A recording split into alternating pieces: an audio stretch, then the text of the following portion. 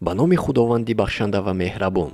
имрӯза мавзӯи мо дар бар мегирад як воқеае ки байни зану шавҳар рух дода буд. ин воқеа аз он хабар медиҳад ки сирри пешрафт ва комёбии мардон аз ҳамсари хуб вобаста аст ва боз аз он хабар медиҳад ки занон ба ин ақида боварии комил доранду дигаронро қоил мекунанд ва дар ҳақиқат низ ин суханон дурустанд ва ман наметавонам ки инро рад кунам. биёед акнун назар мекунем ба ин воқеаи зане ки боварӣ дошт бо тавонои худ метавонад ҳамсари худро хушбахт созад. ин воқеа дар фаронса рух дода буд бо ҳамсари Чарлз де Гул. аз инҷо савол ба миён меояд: кист Чарлз де Гул? Чарлз де Гул президенти бузургтарини Фаронса ба ҳисоб мерафт. ӯ солҳои ҷанги дуюми ҷаҳонӣ ҳукмронӣ мекард. рӯзе аз рӯзҳо Чарлз мехост бо ҳамсари худ таом бихӯрад ва онҳо сафар карданд ба тарабхонаи оддие ки дар яке аз хиёбонҳои дур аз шаҳр ва камодам бо ном Пурлео вуҷуд дошт. онҳо мехостанд ки дар манзили ором ва камодам таом бихӯранд.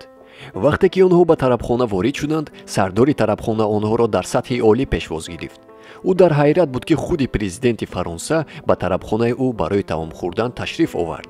баъд аз оне ки таомхӯриро сар карданд, сардори тарабхона аз Чарлз де Гул хоҳиш кард ки бо иҷозати ӯ бо ҳамсари ӯ каме ҳамсӯҳбат шавад. президент гарчанде ки худро нороҳат ҳис кард, аммо розӣ шуд. суҳбати онҳо ба охир расид ва баъд аз оне ки ҳамсари ӯ баргашт, Чарлз пурсид: чӣ суҳбате буд ва чӣ мехост сардори тарабхона? ҳамсараш ҷавоб дод: ман дар ёд овардам ки чанд сол пеш бо ӯ шинос будам ва ӯ мехост ки бо ман оила барпо кунад. барои ҳамин ӯ мехост ки аз аҳволи ман наздиктар хабардор шавад. ба Чарлз ин хабар нописанд омад ва мехост ба ҳамсараш ки буданашро хотиррасон намояд ва гуфт: агар ту бо ин мард хонадор мебудӣ, ҳамсари сардори чунин тарабхонаи хурд мешудӣ. ҳамсари Чарлз хашмгин шуду дар ҷавоб гуфт: на, агар ман ҳамсараш мешудам, ӯ аллакай президенти Фаронса ба ҳисоб мерафт. нигаред чӣ хел суханони ҷасурона барои зан. ҳамсараш бо ин суханон дар назар дошт ки ҳамавақт оилаашро дастгирӣ мекард то он даме ки шавҳараш президент нашавад. ин зан мехост исбот кунад ки маҳз бо ёрии зани солеҳа мард комёб ва хушбахт шуда метавонад. ин воқеа аз он шабоҳат медиҳад ки занон қодиранд ки ҳамсари худро хушбахт ва комёб созанд ва ман мегӯям ки ин комилан дуруст аст. дар асл сирри асосии комёбии мард ин зан мебошад.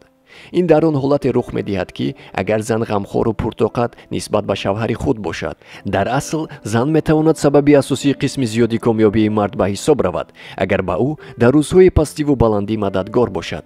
ин воқеа ҳамчун як мактуб ба ҳар як зан ва умуман модарону занони навхонадор мебошад.